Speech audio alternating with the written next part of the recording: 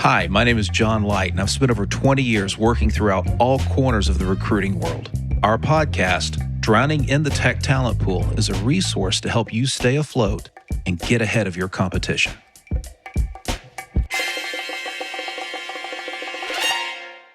Hi, and welcome to Drowning in the Tech Talent Pool. I'm John Light, I'm the president of Sabertooth.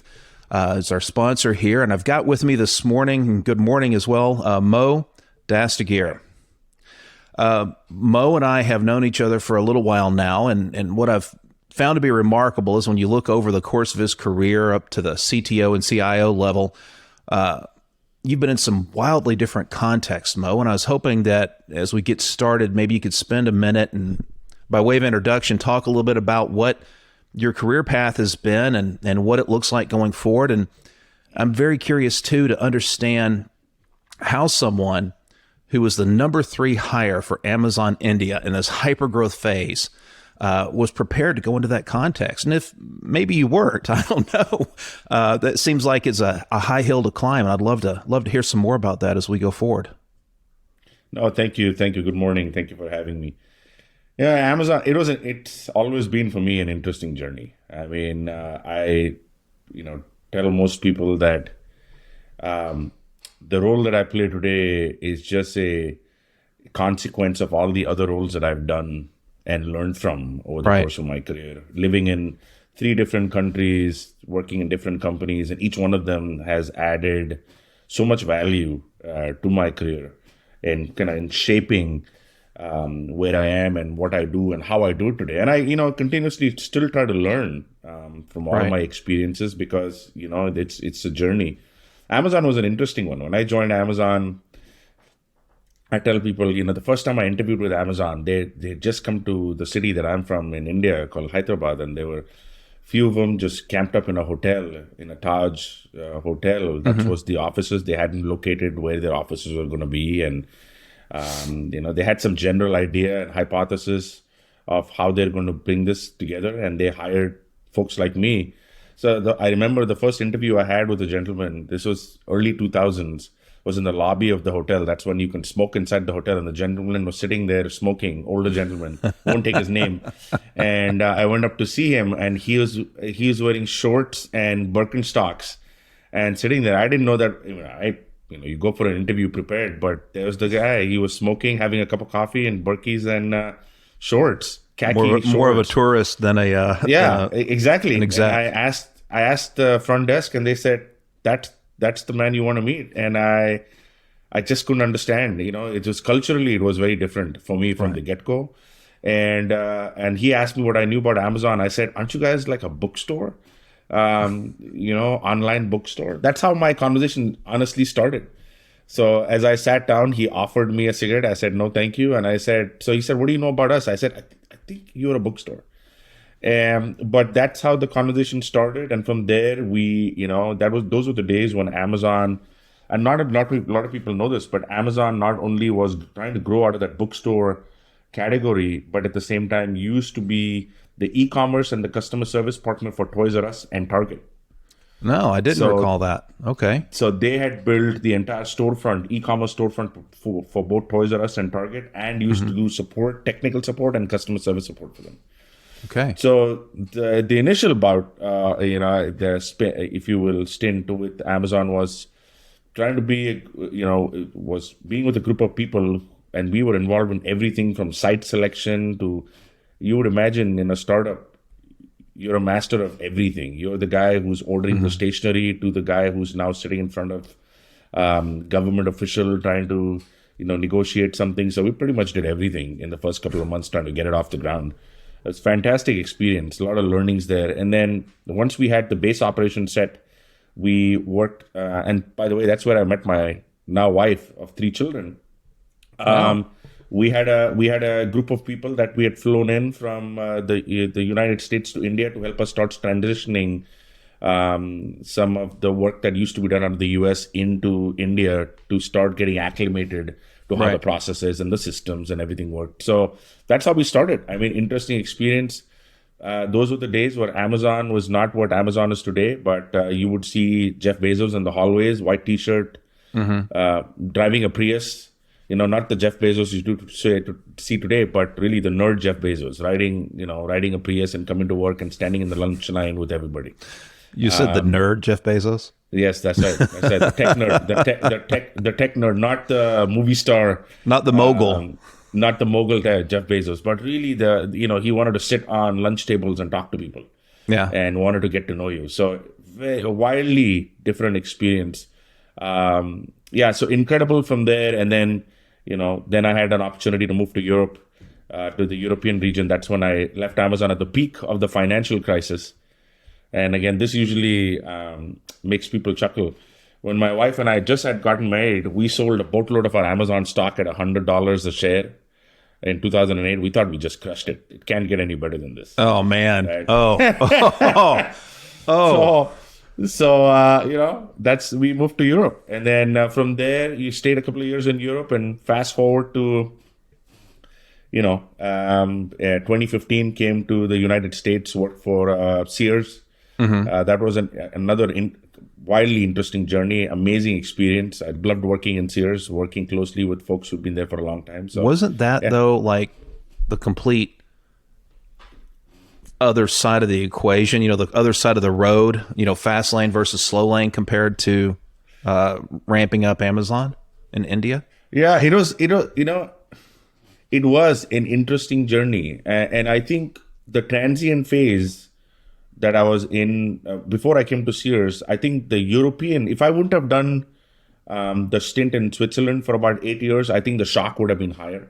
Okay. But I think the 8 years in Switzerland really prepared me, because when I left Amazon, I went to work for a company called Novartis in Basel, Switzerland, large pharma company, been there for 100 years, worked for as a combination, it got remonikered, but Ciba Geigy was the company that was there for a long time. And after that, worked for Roche Diagnostics, which was another 100 plus years. So, and then Switzerland has a very peculiar way of working. They're not as aggressive as the US side. So, not aggressive in terms of pushing projects forward. They're more consensus driven. They're more driven by long range projects as opposed to the agile short, doom fast, doom today. Right. So my initial shock was the transition from Amazon to Novartis. I remember the first meeting I showed up at Novartis was, after a couple of years at Amazon, sweatshirt and jeans. And at Novartis, everybody's wearing a suit. And in my first week, I started putting my arms around certain initiatives that I started pushing. And I remember, again, names not taken, my Swiss-German boss pulling me aside and saying, she said, are you under some kind of stress? I'm like, no. So she's like, why are you pushing so hard? So I'm like, this is normal. I said, excuse me? I said, she said, no, you don't have to be this aggressive. You don't have to push this hard. So, that transition was, that really helped me understand that not all places work like that startup, go. Everything has to be done, and you're working 65, 70-hour weeks and trying to push everything to the gate. I mean, that was Amazon startup culture. I mean, I remember Jeff used to say this in town halls. We need to move, and he used to call it internet time, which is instantaneously. Right. We're moving fast. So anyway, so that transition helped. When I came to Sears, again,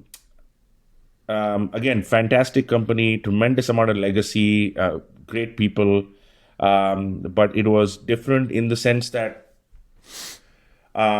system, process, etc. wise was, it was a different cultural environment entirely. There were people there who were spent their entire careers, 40, 50 years at that company. Right. A lot of tribal knowledge, not have the ability to move fast. A lot of, if you will, resistance in the organization to change. And that was also the consequence of some of the challenges that was also the reason why some of the challenges Sears faced. So it was interesting. Then, I had to reacclimate myself to try to, and I love transformations. That's my background. What brought me to Sears was the ability to go into a company who had all this storied history. They were the original Amazon of the retail world. Right. Well, their catalog was everything back in absolutely early last century. I mean, you could buy a house through it. Absolutely. Everything, right? I remember my mom getting that catalog and then folding pages and, keeping bookmarkers that she wanted to talk to my dad about. right? I mean, so I remember. So it was the opportunity to put your hands into something that had that kind of history. And Americana, I mean, just to be Right. involved in something that you could make some impact was too enticing. So, make the transition from Switzerland to the Chicagoland area. And we've been here ever since. But, the opportunity with Sears was to, with the home services division, was to really be part of something that you could transform and bring into the digital age. Bring that Amazon, Eddie Lampert, our CEO and chairman, at that moment in time, and still is the CEO and chairman, was very bullish about transitioning the company from, from where it was into competing with Amazon. So a lot of us who had that Amazon background were hired to accelerate Okay. that change and that evolution and that transformation. So let me ask, and I don't want to get off track from the original question, but I'm curious, when you look at those very different contexts, and it's funny because I was just thinking that in a real sense, even though you weren't there when Sears was founded, in a real sense, you're kind of bookending a whole century, right? Old guard versus new guard, old school, new school, that sort of thing. But I'm curious, when you look back in those two different contexts, two different cultures in a way about how they go about their business, right? How did that impact your ability to attract and manage and develop talent in your organization? Yeah, it's a great question. In those stages, I mean, I'm just going to ask you to ignore the current economic environment that we're in and all the Right. all the challenges with Amazon and exits and departures, etc. But if you put Amazon in that outside of that context, I mean, the brand sells itself. You say you work for Amazon and you're trying to hire talent for Amazon, and there Boom. is they boom, right? That you're getting any kind of talent, wherever you want, whatever you want, you have access to that kind of talent. It was a privilege to be at Amazon that way, and it always has been.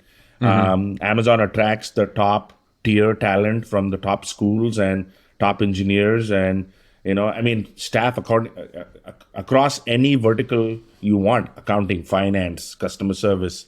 They get the cream of the crop. When you draw the parallel to a company like Sears, where where there were challenges and already there was a significant amount of brand erosion, and you come into the company and you want to attract and hire talent, I learned that you would have to look at it two ways. One is be very specific with the talent that you're trying to hire, because when you go out into the market, you want to be able to explain to people the rationale behind why they should take the plunge into a company like Amazon, what opportunity, like Sears, what Right. opportunity it presents. And there are a lot of folks like me who love to be part of love tough challenges, love the ability to be part of a transformation, love the ability to leave their own mark on something. And that's the kind of talent you seek. You want an engineer who wants a tough challenge. Like, I'll give an example. I hired somebody back then, which was, hey, we want to get off mainframes. When have you heard that before? Right? We have About 99 maybe. yeah. So every major application that we had was sitting on mainframes that hadn't been touched in Wow. decades. So we had to get off those mainframes. And when you start looking at talent who has the ability to do that, you have to give them a very convincing challenge that they would look at and say, hey, I want to go do that. That's going to be pretty cool. Right. And that was one part of it. The other part of it was you have this retrenched talent that has all this legacy know-how, knowledge at an application level, but most importantly also at a business level. How do you retain that talent and give them the motivation to kind of run your transformation? So it required me and my leaders to really identify certain people in the organization that we knew were important to the organization and create a very tailor-made upskill, reskill program for them. So Okay. if I was looking at someone who had maintained the mainframe, so in the last 2 decades, he's the only person in the building, by the way, it's true, who knew those We can't lose mainframe that guy. environments. Right? But at the same time, how do you incent that person to help you get off Right. mainframes? So, we use that person to really help us not only craft the plan for getting off the mainframes because of the business processes and the logic that was built into the system, but at the same time, reskilled that person and upskilled him, if you will, into becoming a low-code developer. So we moved into, we were trying to develop applications from the ground up, and we invested the time and energy to train that person and say, your new direction in your career, if you're interested, would be to become this low code, no code developer, which the market is looking for. And we're ready to invest. Let's figure this out. So you really want to, my point to you is you really want to balance out. That's where you need to be able to not only look at outside skills, but also look inwards and determine what really would motivate people and what kind of career pathing you could do for them, as opposed to just looking at, hey, you know what? Yeah, this person's been there for the last 20 years, so I don't know what to do with them. So it was a very interesting journey. Actually, I like that idea, especially there at the end, that, okay, you've been here a couple decades, but it's not like we're going to push you to the curb. Yeah. Right. There's parts of career that can maybe need to get left behind because technology's left it behind, but let's repurpose that effort and that attitude and that brain power and that history and carry it forward into something that's applicable in the current context. I like that a lot because, you know, I was just thinking as you're talking about the contrast between the two. On Amazon on one side, hey, I'm Amazon, come here, right? Yep. It's like, it's like any of the big companies, Facebook, Amazon, so on and so forth, Google. I think in some instances they could probably get away with paying people a little bit less because there's value of having our name on your resume. Absolutely. Right? And they do. But when you go to a place like Sears, and like you said, a significant market erosion, made some missteps, had a lot of challenges in the economy. You had to get into the guts of recruiting, I think, because in my opinion, that starts on the front end when you're trying to explain the opportunity in a way that a candidate, whether they're internal or external, hears it and it resonates and they say, I want to be a part of that story. Because if somebody doesn't buy into being a part of your story, they're just a rent-a hand, you know? Absolutely. Yeah, and exactly what you said. On the Amazon side, it's, hey, I'm Amazon, come join me, let's go do something pretty cool. On the Sears side, it is, hey, I have an opportunity for you at Sears, let me explain why this makes sense for you. Right? So you really have to be able to contextualize and give the person on the other side, match the opportunity with what you think they can achieve, and hopefully make it enticing enough that they look at it and they say, hey, wait a minute, this is going to be pretty wild if I got involved in something like this. Right. And so we had the opportunity to really parse out a lot of those kind of opportunities, because you want not only to attract like you said, hired hand, you want to attract that talent, but at the same time, that talent is potentially going to play a vital role in that transformation. Well, and that talent's a big part in that context. That talent's a big part of the company's identity, right? And if you're going to evolve the culture of an organization, in my opinion, just me talking, over 20 years headhunting and seeing these scenarios time and time again, you almost have to get some member of the herd who's been there for a long time to buy into that, right? And agree that, okay, we need to change. And that change may not be wholesale on the front end. It may be incremental, but it's got to have that purposeful intent to get to this point down the road.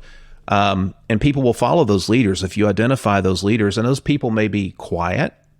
They may not have, articles and content out there, but people look to them. Hey, what is Joe doing or Sally doing? Well, man, they're changing a little bit how they go about their day, how they go about the business, and repurposing for those skills, upskilling, I think is phenomenal. And I think that it's one of the biggest challenges people have when it comes to getting talent and when it comes to retaining and developing talent is first defining what you want people to do. What is this person going to come in? Where is their value add to the organization? And on the flip side, the other side of the coin, where's the value add to their career? Because if you can't define both of those, then you got nothing. And I think one of the big mistakes companies make is that they don't really put the effort and time into defining and refining those things for candidates and for the organization. Because it's a moving target. You have to define your why. Yeah. It has to be clear enough and articulate enough that you and I should be able to sit down and say, here's the why, right? Why you should consider it, or why we're going to do this, or why this is important. If you don't define that why, it becomes very hard to attract talent. And that's true for any job, but especially in companies like, again, challenged environments like Sears, it is twice as hard or really, really hard. I don't know, twice may be even really, really hard, maybe a little bit of an understatement, because, we've all worked with companies and been in scenarios where it seems like there's a moving target where, okay, we interviewed a candidate, we interviewed 3 candidates, whatever the number is. Even though they checked every box, it doesn't really make sense. Okay, well, why aren't we talking about the parts that don't make sense? Why haven't you defined that, or at least let me help you define it? Let's get some interrogatories going. And the fact that you could go through and have that interrogatory internally before doing it, looking internal, then external, and being strategic about it, I admire that. That's something a lot of companies are lacking. And I'm curious, when you get those lessons, Amazon, hey, you want to come work for Amazon? Yes, I do. Hey, you want to come work for Sears? Catalog company, what? Taking those very different experiences, as you went forward in your career after Sears, did that influence how you approached your next career step? And did it influence how you approached other talent as needed in that time? Most definitely. I like I said in my introduction, I just want to believe, and I truly believe it, that how I operate today is in that constant state of evolution. I'm learning in every environment that I'm in. I'm like, wait a minute, that's not how I thought about it before. So let me, I need to change the way I think and orient myself to something. So in that, my strategy when it comes to talent attraction and talent retention has continued to evolve as a consequence of working for companies like Amazon or Novartis or Roche or Sears. After Sears, I went to a cannabis startup company. That was an amazing time.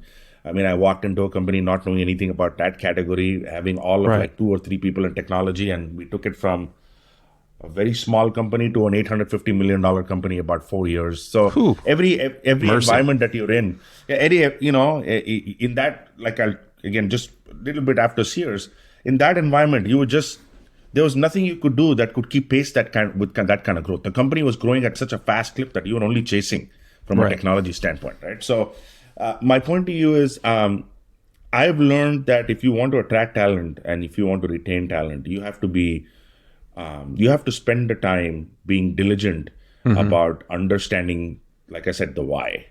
And even when I interview for positions, for roles, I frequently will ask companies, so why are you looking to hire a CIO? Like, what is your expectation from that role? Right. How does it fit into the culture? What are you expecting for them to achieve?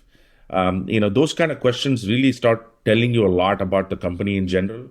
But those are the kind of questions I also try to define when I'm interviewing candidates, because I want to be able to see, how I would be, again, top talent. You want to be able to explain to them what they would be doing here and why it is important, how they fit into the machine, how the performance will be gauged, where you see them in the next couple of years, what kind of impact they would be making to either the company itself or the category or the vertical or the industry.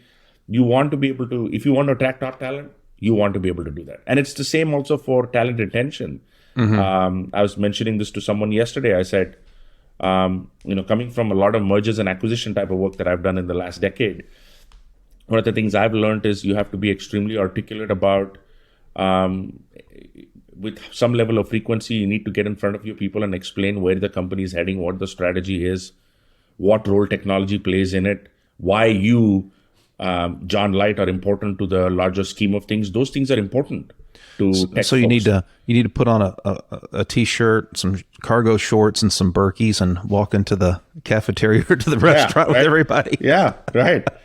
Man, I cannot. He's a dear friend of mine now. I'm not trying to put him on the spot. That's the reason I don't say his name. But that was the funniest interview ever. I mean, it's him sitting in the big couch, and this is when you could smoke inside closed areas, right? So early 2000s. So it was sitting in Berkeys and smoking a cigarette was the funniest thing ever.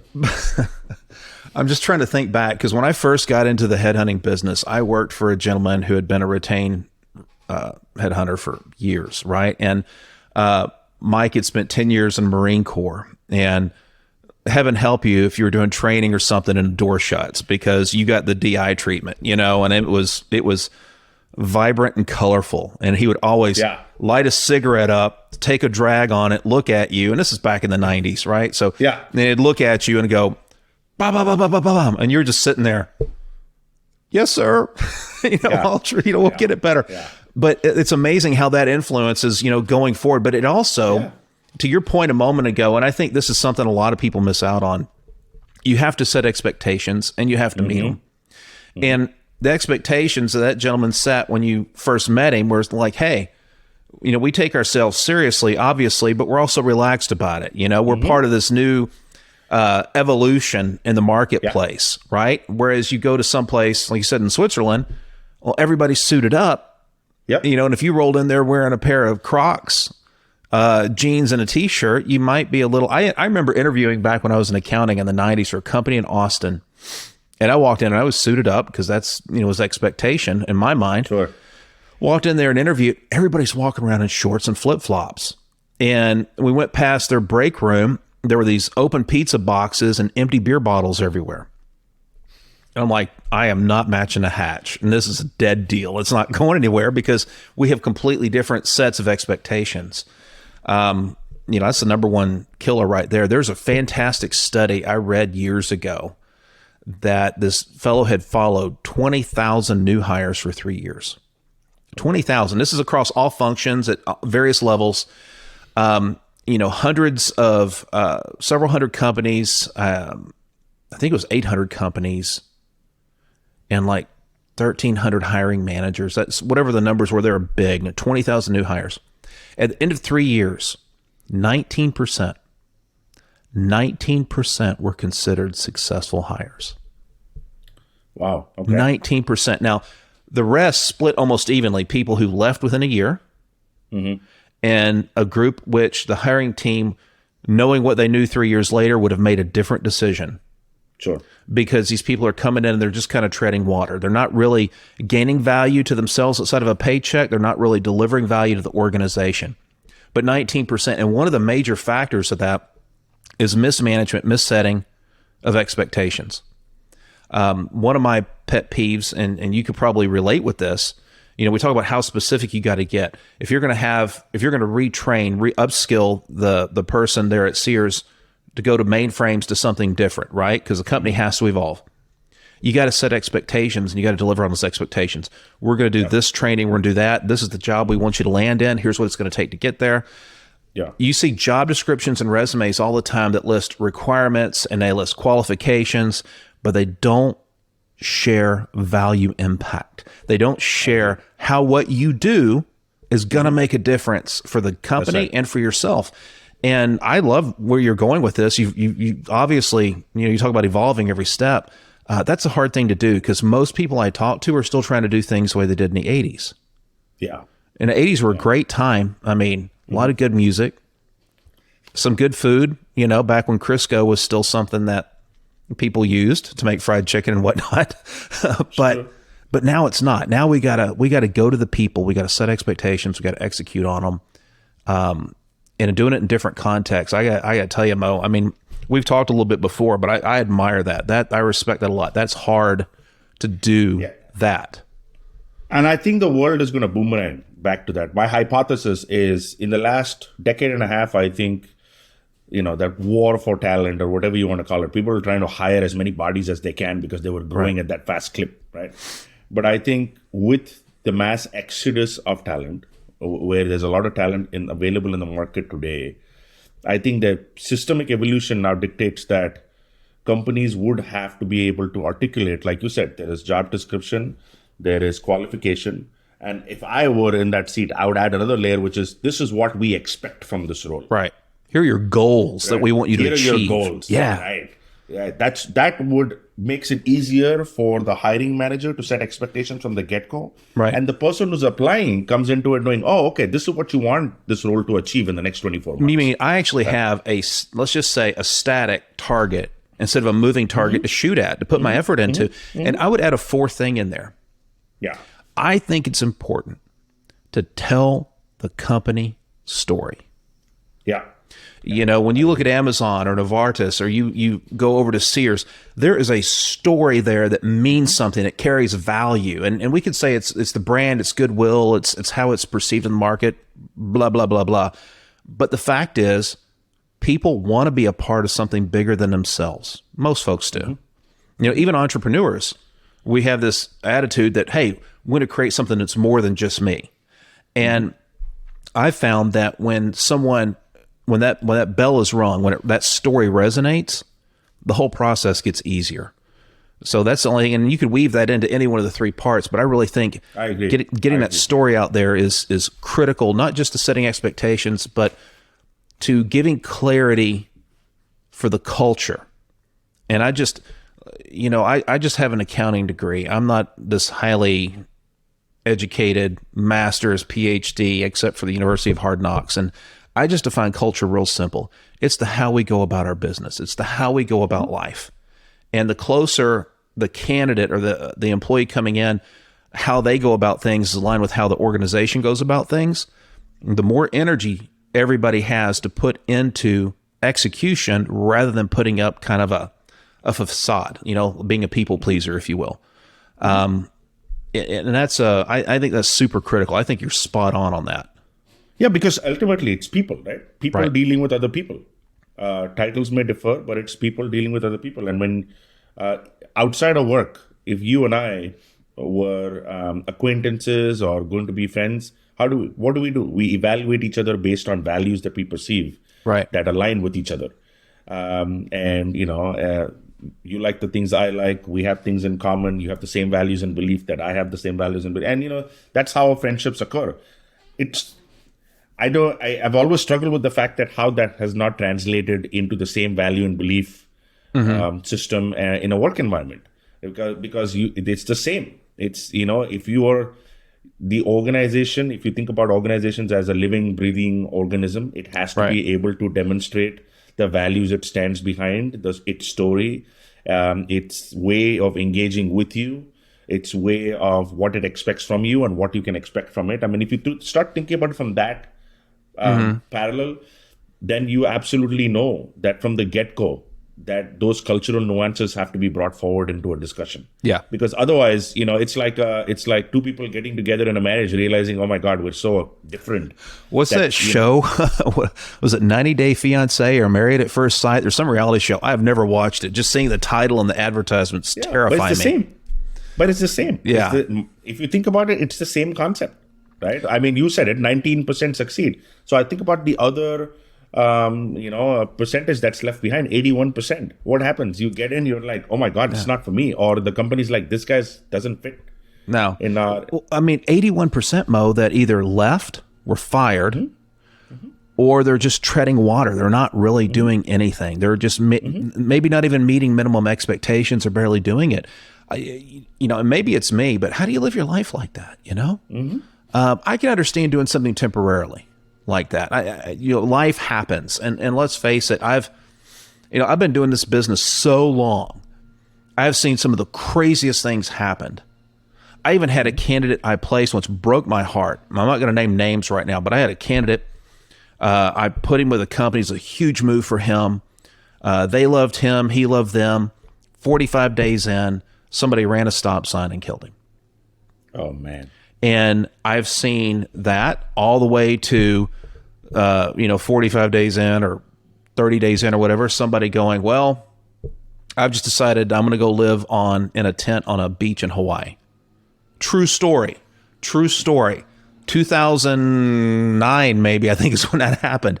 This guy got this great opportunity, goes in, he's in Fuego, and he says, yeah, my brother's living on the beach in Hawaii, and I just decided I'm going to go do that.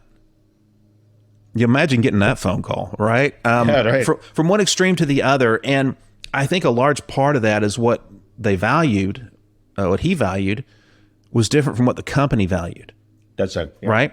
And you got to have alignment. You got to really make it make sense. Now, I want to circle back and finish, a little bit on the first line of questioning, because I got a hunch we could be going on for another hour and a half. And I don't know that, being the last day of school and it's half days everywhere. And I don't know if we're going to make it that long before the lid comes off of everything.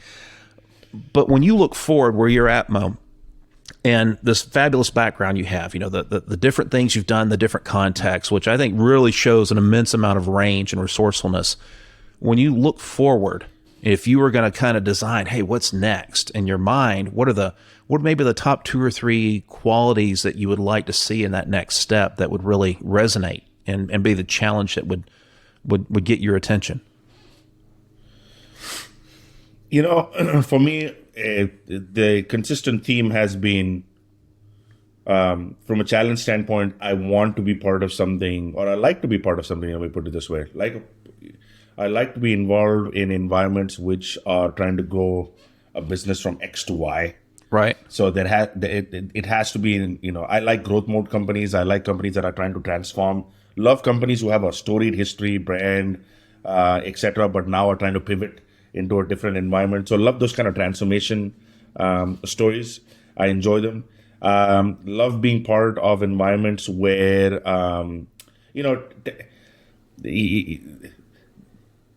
the interesting part of being in the technology world today is anybody you talk to is a self-proclaimed technologist, right? Because you use your phone, so you think you know everything you need to know. It's fine, because I like the fact that technology is mass consumerized.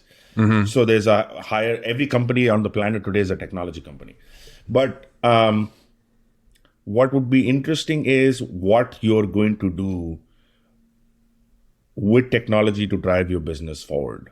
Is it going to change, materially impact customer experience? Or is it going to change your speed to market? Is it going to change the way you operate your physical environment, like stores? Like those kind of challenges, I really enjoy trying to go figure it out.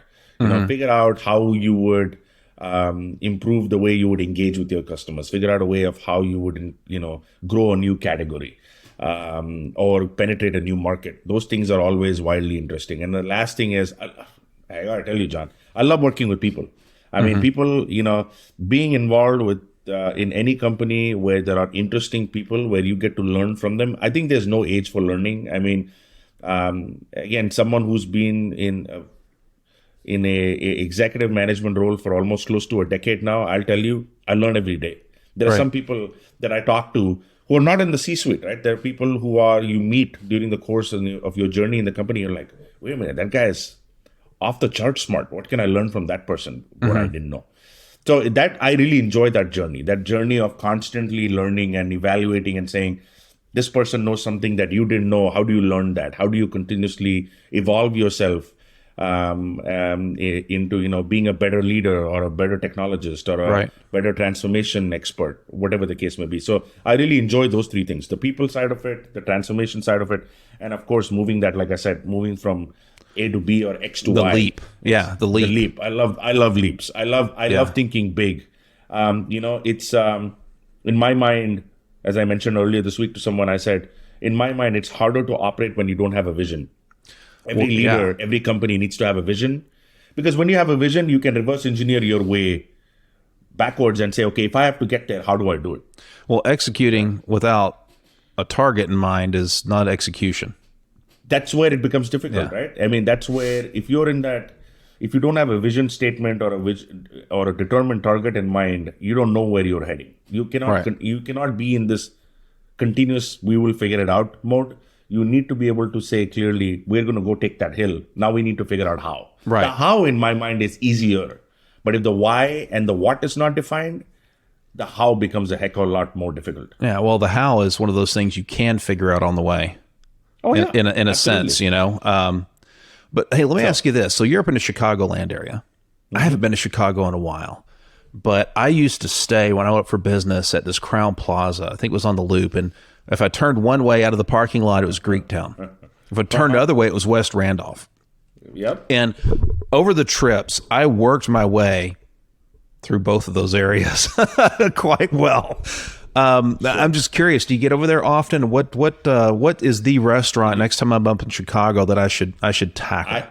I'll tell you right now, Randolph Street, when it comes to food and when it comes to restaurants, you are spoiled for choices. I mean, every other month something new. My favorite right now is the Girl and the Goat. Yeah. I went to the cafe, to her second tier one, and had the Fat Elvis. Yeah, you can't go wrong with Girl and the Goat. You can't go wrong with Oshaval. Okay, they're just fantastic restaurants. On there's my wife and I mean, we take the kids. Our favorite Moroccan restaurant is on that strip. So great Moroccan food, down to Moroccan architecture inside. It's no like kidding. sitting in a Casbah, in a tent. So if I'm up in Chicago anytime in the future here, then all I got to do is place a phone call and you'll get the hookup? Yeah, absolutely. You let me know when. No, let me know when. That'd be fun. That'd be a blast. I'd appreciate doing it. Yeah, they have a traditional Moroccan cuisine. It's like being in Morocco. We love food from that North African region. So, it's great. I'd love to take you. Oh, no, I'd love it. And I'll be honest with you. I just love food. I mean, we touched on culture, and I said it's how we go about stuff, but you find so much culture in food and how people feed themselves, feed their kids, their families, and how they go about it is so different, but so much the same. The process is different in terms of how long it takes if you're farming or if you're going to the grocery store or whatever, or going to an open market, but the effort everyone goes through to arrive at the same destination. I've taken care of this table. I've taken care of my family. I've done whatever has always struck me, and that you can be successful culturally a lot of different ways to get to that end result. Now, some may do it quicker, some may do it tastier, but it all gets us there. Cuisine is your doorway into culture. I will tell you that. Yeah. It starts with, I love different cuisines, and cuisines are a good, unique insight into different cultures. So I agree with you. Well, we'll have to tackle that. That's for sure. And Mo, I just want to say thank you for sharing the time and the insight and the story. Like I said earlier, I think I'd be afraid that if we wanted to keep this going, we could keep going for quite a while and eat up a lot of time. But I think there's a lot of substance in there, man. And I really appreciate the time and everything you put in. I appreciate your time, John. Thank you so much. Hey, we'll be talking soon. No doubt about it. You've been listening to Drowning in the Tech Talent Pool. This podcast is sponsored by Sabretooth. Sabretooth improves the quality of hire and speeds up the time to fill specialized machine learning, data engineering, data science, and developer roles, stretching tech recruiting budgets further by bringing the precision of retained search and the speed of contingent search to the market in one complete solution. Find out more at sbr2th.com and follow me, John Light, on LinkedIn. Thanks for listening.